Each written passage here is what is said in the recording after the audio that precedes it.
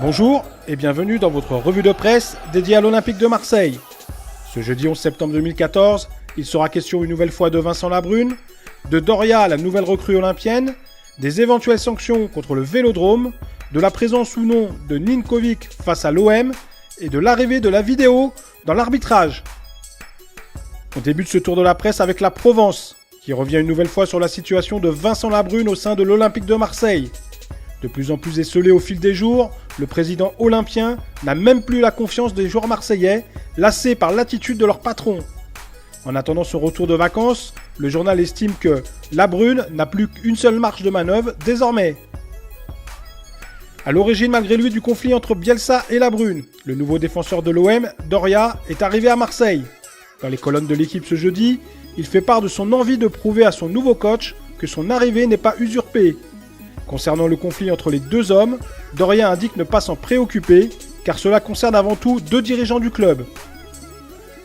De son côté, Football.fr préfère lui revenir sur les sanctions possibles contre l'OM. Ce jeudi, le club va s'expliquer face à la commission de discipline sur la présence et l'utilisation d'engins pyrotechniques lors des deux premiers matchs au Vélodrome face à Montpellier puis Nice.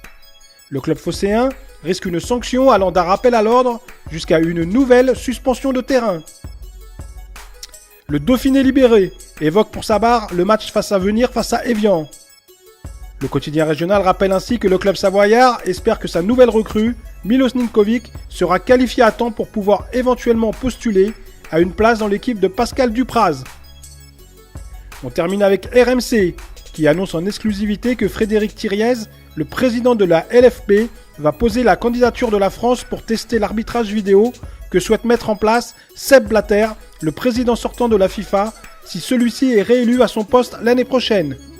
Ce serait la Coupe de la Ligue qui pourrait alors servir de laboratoire à ce qui serait une petite révolution dans le football mondial.